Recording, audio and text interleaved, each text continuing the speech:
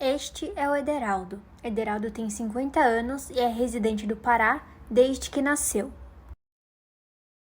Neste final de semana, deu entrada no pronto atendimento do hospital de sua cidade, queixando-se de febre há cerca de 4 dias, episódios de taquicardia nos últimos 2, além de cansaço incomum associado à falta de ar e inchaço nos seus membros inferiores. Durante a triagem inicial, a pressão arterial de Ederaldo se apresentava em 12/8, sua frequência cardíaca era de 150 batimentos por minuto e QRS estreito menor de 120 milissegundos. Porém, Ederaldo informou a equipe médica de que era hipertenso de estágio 2 e fazia uso contínuo de hidroclorotiazida e captopril há cerca de 10 anos. Ele alegou tomar 25 mg de hidroclorotiazida uma vez ao dia e 50 mg de captopril 2 vezes ao dia. Quando perguntado pelo médico, Ederaldo alegou não ter nenhum problema renal. Esses medicamentos, quando associados, possuem efeito terapêutico prolongado e juntos promovem o controle da pressão arterial, reduzem a mortalidade cardiovascular e conferem proteção cardíaca e renal em pacientes hipertensos leves e moderados.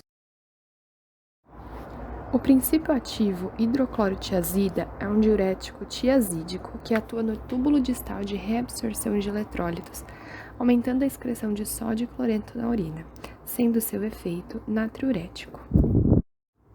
Tem ação vasodilatadora, sendo a queda inicial da pressão arterial decorrente da diminuição da volemia causada pela diurese.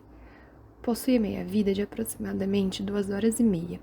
É eliminada pelos rins, sendo a maior parte, cerca de 95%, eliminada na forma inalterada pela urina.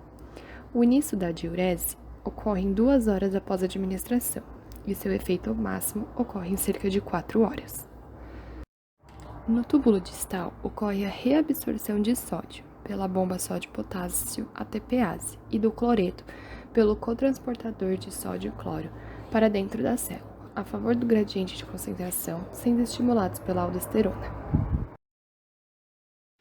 No túbulo coletor, ocorre a absorção de água pelo hormônio antidiurético e do sódio pela aldosterona, por conta da sua estimulação nos receptores na membrana basolateral ou pelo efeito tardio nos receptores nucleares da membrana apical.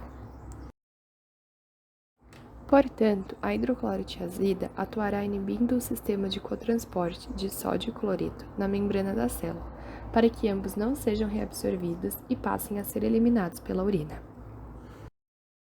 Contudo, essa inibição pontual do cotransportador promove a redução do fluxo sanguíneo renal e queda da pressão arterial, o que promove a secreção de renina e formação da aldosterona, levando novamente a uma retenção de sal.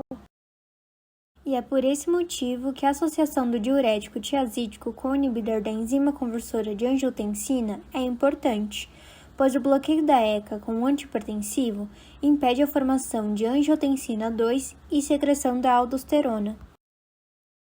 Já o princípio ativo captopril é um vasodilatador de ação indireta, pois atua no sistema renina-angiotensina-aldosterona. Seu local de ação é no coração, sendo o inibidor competitivo da enzima conversora de angiotensina, a ECA, impedindo a conversão de angiotensina 1 para angiotensina 2, promovendo vasodilatação, aumento de quinina, que é degradada pela angiotensina 2 e são importantes vasodilatadoras, além de inibir a liberação de aldosterona. Diminui a pressão arterial, pois afeta os vasos de capacitância e de resistência, reduzindo a carga cardíaca. É absorvido rapidamente por via oral e aproximadamente 25 a 30% do fármaco circulante se liga às proteínas plasmáticas. Sua biodisponibilidade é de 70% em jejum, sendo ingerido de 1 a 2 horas antes das refeições. Mais de 95% da dose absorvida é eliminada na urina como fármaco inalterado, e o restante como metabólitos, dímeros de sulfeto de captopril e de sulfeto captoprilcisteína. O captopril possui uma estrutura semelhante à do aminoácido prolina. A prolina está presente na estrutura da angiotensina 1 e é importante para a ligação no sítio ativo da ECA, ou seja, atuam como um antagonista competitivo da ECA, impedindo a clivagem da angiotensina 1 e angiotensina 2. pois essa eleva a pressão arterial, gerando vasoconstrição por conta do aumento da resistência periférica e do volume sanguíneo. Levando em consideração os sintomas e a região em que o paciente vivia, a equipe de triagem logo suspeitou de mais um caso da forma aguda da doença de Chagas na cidade. Afinal, a parasitose causada pelo Trypanosoma cruzi é bem comum no estado. Sendo assim, foi perguntado a Ederaldo com qual frequência ele fazia o consumo de açaí em suas refeições. Prontamente, ele alegou que, como um bom paraense, adorava açaí e o consumia no mínimo 2 vezes por semana, aumentando então a desconfiança da equipe médica. Afinal, esse é um método de transmissão bem comum da doença na região.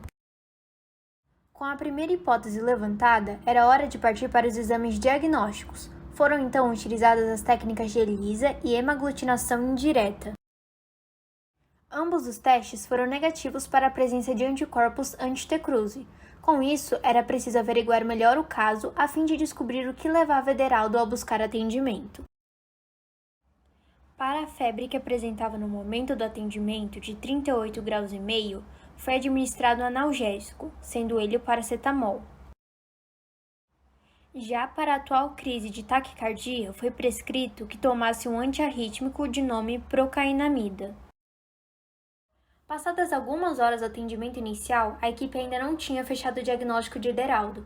Foi então que ele relatou à equipe de que havia passado por um procedimento odontológico invasivo há cerca de 7 dias, logo levantando a suspeita de que os sintomas apresentados fossem relacionados a uma possível endocardite, causada por bactérias orais que adentraram a sua corrente sanguínea.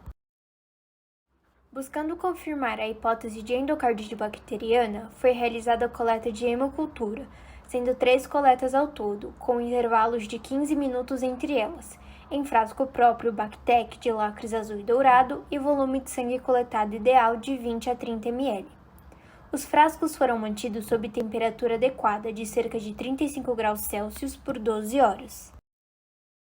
Após essa incubação, foi realizada a expiração de meio ml do caldo para a preparação de esfregaço para a coloração de grãos e realizar o cultivo em agar-sangue. A coloração de grã mostrou bactérias gram-positivas, sendo elas de arranjo strepto, enquanto a cultura semeada no agar-sangue foi submetida à prova da catalase, indicando ser uma bactéria catalase negativa. Ainda no agar-sangue foi observada uma hemólise do tipo alfa. A partir de então, foi realizado o teste de optoquina, obtendo-se o resultado de resistência à droga. Seguindo com a identificação, a bactéria então foi cultivada em Argabilis culina, porém não apresentou crescimento naquele meio. Fechando assim o diagnóstico em Streptococcus do grupo Viridans. Buscando identificar qual espécie de Streptococcus do grupo Viridans estava causando a doença naquele paciente, a equipe de microbiologia acionou a equipe de biologia molecular, que com as informações passadas, pôde suspeitar de Streptococcus gordoni. Sendo assim, foram utilizadas sequências específicas de nucleotídeos para aquela bactéria. Após obterem a temperatura de anelamento de 62,3 graus, a equipe de biologia molecular chegou à confirmação para o diagnóstico do paciente, podendo então ser observada em uma eletroforese. Com isso, então foi fechado o diagnóstico no chamado Streptococcus gordoni, uma bactéria gram-positiva, que pode ser encontrada em nossa microbiota oral aderidas aos nossos dentes, que por conta do procedimento dentário sofrido por Ederaldo, teve acesso à sua corrente sanguínea, alcançando seu coração e provocando a formação de coágulos nas válvulas cardíacas do paciente, caracterizando a endocardite bacteriana.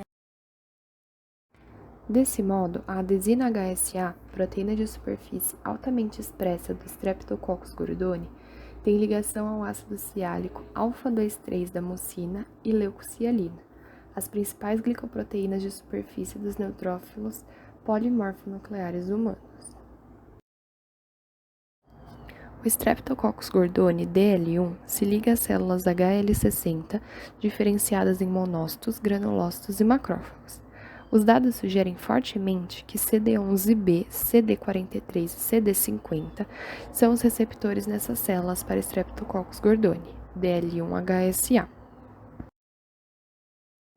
Além disso, Streptococcus gordoni regula positivamente a expressão de MHC1 e 2, CD80, CD86, CD54, CD40, CD83 e a redução de fagocitose e endocitose, além de promoverem de forma dose-dependente a expressão de quimiocinas IL-8, proteína 10 e monocina induzida por interferon gama, e das citocinas IL-6, TNF-alfa, IL-1-beta, IL-12, TGF-beta e IL-10. Enquanto o exame microbiológico era processado, a equipe que acompanhava Ideraldo teve acesso ao seu hemograma, colhido logo nas primeiras horas de atendimento. O exame mostrava anemia microcítica normocrômica com baixa contagem de reticulócitos, ferro sérico e transferrina. Somados à doença infecciosa já constatada do paciente, foi fechado o diagnóstico em uma anemia de doença crônica. Com o diagnóstico fechado, era hora de partir para a terapia medicamentosa. Ideraldo, então, foi submetido a doses de ciprofloxacino, um antibiótico de amplo espectro pertencente à classe das fluoroquinolonas. Cerca de 4 dias após o início do tratamento, o paciente começou a apresentar alguns sintomas indicativos de mau funcionamento de seus rins. Ideraldo estava produzindo pouca urina, e esta era caracterizada por cor amarelo escuro e quantidade anormal de espuma. Foi feita então uma avaliação renal e um leucograma para avaliar o risco de neutropenia pelo uso de captopril, presença de infecção e suspeita de falha na função renal. O leucograma apresentou leve neutropenia, sendo o paciente submetido a hemogramas semanais para o caso de reavaliação do medicamento para hipertensão. Seus exames bioquímicos indicaram taxas de creatinina acima dos valores de referência, aumentando mais de 0,3 mg por decilitro em intervalo de 48 horas.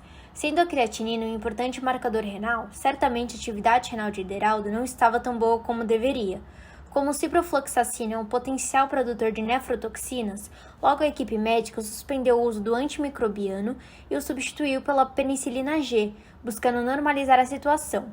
Ao realizar um novo exame bioquímico, foi constatada a normalização da creatinina, confirmando a suspeita anterior. Após alguns dias de tratamento, foi realizado um novo hemograma em Ideraldo, porém dessa vez seu perfil de anemia era outro.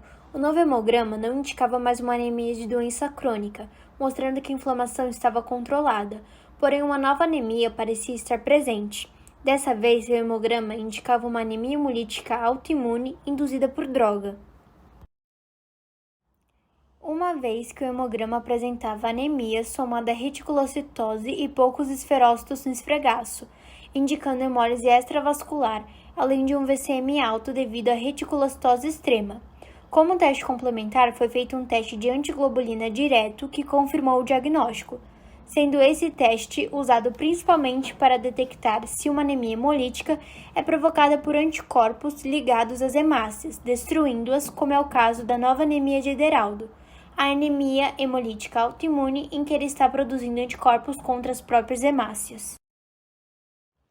Além disso, somado aos dados hematológicos, os exames bioquímicos de Ideraldo indicavam índices elevados de bilirrubina indireta e bilirrubina total, acompanhados de bilirrubina direta dentro dos valores de referência, e diminuição da aptoglobina, sendo assim apontando para uma possível hemólise. Essa nova anemia poderia estar relacionada com o medicamento utilizado alguns dias atrás, quando Ideraldo deu entrada no hospital para normalizar a taquicardia que apresentava, já que o antiarrítmico procainamida pode ser um possível causador de hemólise. Como o paciente já estava em uso de um antibiótico, buscando averiguar a hipótese, o antiarrítmico foi retirado e um novo hemograma foi feito, mostrando que os índices anteriormente alterados já estavam se normalizando, inclusive tendo a neutropenia e seus batimentos não mais irregulares. Com 10 dias de internação, era hora de Ideraldo ir para casa. A infecção já tinha sido controlada, seus rins funcionavam perfeitamente e a anemia não existia mais. Finalmente o paciente estava livre. Com 10 dias de internação, era hora de Ideraldo ir para casa. A infecção já tinha sido controlada, seus rins funcionavam perfeitamente e a anemia não existia mais. Finalmente o paciente estava livre.